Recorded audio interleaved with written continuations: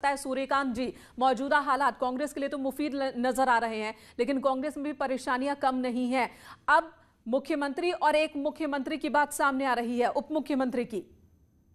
मैं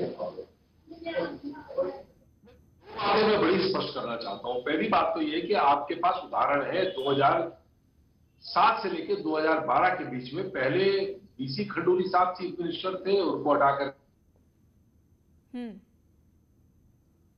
जी। लेकिन अगर हम कॉन्टिन्यूअस मुख्यमंत्री की बात करें तो एनडी तिवारी को छोड़कर कभी भी स्थिर सरकार, स्थिर मुख्यमंत्री प्रदेश में नहीं रहा है। ये कोई अपवाद नहीं है, पहली बार नहीं हो रहा है। बड़ी इंपॉर्टेंट, मैं बड़े जी कहिए। नहीं, मैं बड़ा इंपॉर्टेंट बात आपको बता रहा हूँ। कहिए। खंडूरी है, जरूरी करके खंडूरी जी को लाया गया ऐसे ही 8 महीने के लिए, और आपको पता होगा कि खंडूरी जी स्वयं चुनाव हार गए। राज्य के अंदर जी आज तारीख में जब की है, त्रिवेंद्र सिंह रावत के नाम पर वोट नहीं दिया गया था। नरेंद्र मोदी जी और अमित शाह आए थे उत्तराखंड के अंदर दौरा करने और कहा था डबल इंजन की सरकार बनाओ। त्रिवेंद्र सिंह रावत तो 57 विधायक आने के बाद मुख्यमंत्री बनाए गए थे। 4 साल किसी के कहने पर वो मुख्यमंत्री रहे। 4 साल जो इस प्रदेश के हालात हुए उसका जिम्मेदार कौन है? और सबसे इंपॉर्टेंट बात, 5वां बजट आ चुका है, 8वीं बजट आ चुका है। अब नए मुख्यमंत्री के लिए कोई गुंजाइश नहीं है कि वो अपना माइंड अप्लाई करके कोई नई स्कीम। चलिए, आपके इस सवाल पर रिएक्शन शेष नारायण जी का ले लेती हूँ। जी, आपके इस बात पर रिएक्शन शेष नारायण जी का ले लेती हूँ। शेष नारायण जी, बहुत कम वक्त रह गया है, जो भी नया चेहरा होगा, नया मुख्यमंत्री होगा, उसके सामने कितनी बड़ी जिम्मेदारी, कितनी बड़ी चुनौतियां होंगी? अरे बहुत बड़ी चुनौती होगी। जैसे उत्तर प्रदेश में हमने 20 बार देखा है कि मुख्यमंत्री को हटा के इलेक्शन लड़ने के लिए अगला जो मुख्यमंत्री आ रहा है, कोई मुगालता पालने की जरूरत नहीं है। उसका एजेंडा फिक्स है कि किसी तरह से आपको चुनाव जीतना है, और उसके लिए बजट का और इस सब का ये सब केवल किताबी ज्ञान है। वो पॉलिटिकल मैनेजमेंट के लिए उनको लाया जा रहा है। जैसे हमारे उत्तर प्रदेश में एक बार वीर बहादुर सिंह साहब को लाया गया था, जब राम जन्मभूमि का विवाद हैंडल नहीं हो रहा था किसी से, तो उनको पॉलिटिकल मैनेजमेंट के लिए लाया गया। उनका प्रशासन से हमारा कोई लेन देन नहीं, हम तो पॉलिटिकल मैनेजमेंट कर रहे हैं। तो उसी तरह से ये पॉलिटिकल मैनेजमेंट का मुख्यमंत्री होगा, जो भी होगा। और अब वो जिसको वो लोग समझेंगे, दिल्ली वाले लीडर जिसको समझेंगे वो मैनेज कर सकता है, उसको वो पढ़ा देंगे। जी, तो दिल्ली वाले जिसको सही समझेंगे, लेकिन दिल्ली वाले तो कह रहे हैं कि कल जब विधायक दल की मीटिंग होगी उसी में फैसला लिया जाएगा।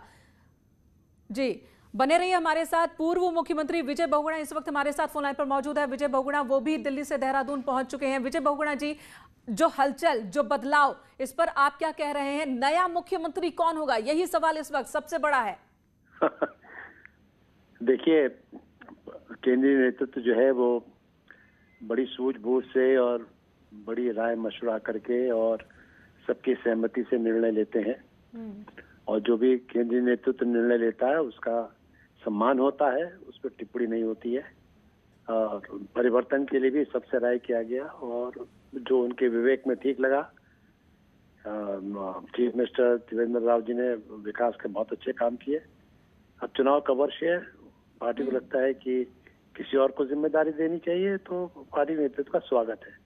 जी, लेकिन विजय जी, अगर त्रिवेंद्र सिंह जी ने अच्छा काम किया तो जो अच्छा काम किया उसी के सहारे तो चुनाव में जाएंगे, या काम कोई करेगा, चुनाव कोई और जितवाएगा? पानी आप समझिए, पार्टी काम करती है, सरकार काम करती है, पार्टी और सरकार में निरंतरता होती है, और व्यक्तियों को जिम्मेदारी दी जाती है समय समय पे। और खुद ही बोला त्रिवेंद्र राव जी ने, अच्छा कि मैं आरएसएस से आया, संघ से आया, पार्टी से आया, सब पार्टी ने मुझे बहुत कुछ दिया है। सबको राजनीति पे देखिए, ये कोई गवर्नमेंट सर्विस थोड़ा है कि आप रिटायर करेंगे at the age of 60। Party का प्रियोरिटी होता है, पार्टी आपको सम्मान देती है, और सम्मान अभी भी है। ऐसा तो नहीं कि उनका राजनीतिक अस्तित्व या उनकी महत्वता कम हो गई। एक जिम्मेदारी है, पार्टी को लगता है कि थोड़ा सा पुनर्गठन होना चाहिए। सरकार में भी पुनर्गठन होना ही था, एक्सपेंशन ड्यू था, तो एक से निर्णय लिया गया है, और कोई गुटबाजी नहीं है प्रदेश में। और जो भी निर्णय है वो पूरे पार्टी के कार्यकर्ता, विधायक सब उसका स्वागत करते हैं। ठीक है, स्वागत कर रहे हैं, लेकिन ये बताइए कि 5 राज्यों में विधानसभा चुनाव है, उससे ठीक पहले इस तरह का फैसला लेना, अपने मुख्यमंत्री को हटाकर कोई दूसरा मुख्यमंत्री वहां खड़ा करना, आपको नहीं लगता ऐसी क्या मजबूरी थी कि इस वक्त ये फैसला लिया गया? इन राज्यों के चुनाव पे भी तो इस फैसले का असर पड़ सकता है। यहाँ व्यक्ति आएगा, उसको कुछ समय देंगे कि नहीं देंगे आप सरकार चलाने के लिए और अपना कीर्तिमान दिखाने के लिए, एस्टैब्लिश करने के लिए? तो ऐसा थोड़ा कि आप इंतजार करेंगे कि राज्यों के चुनाव खत्म हो जाए। जी बिल्कुल। तो इधर केंद्र की ओर से कहा जा रहा है कि विधानमंडल दल की बैठक होगी, विधायकों की बैठक होगी, फिर फैसला होगा अगले मुख्यमंत्री का, और वहां कहना है कि जो केंद्र फैसला लेगा वो हम मानेंगे।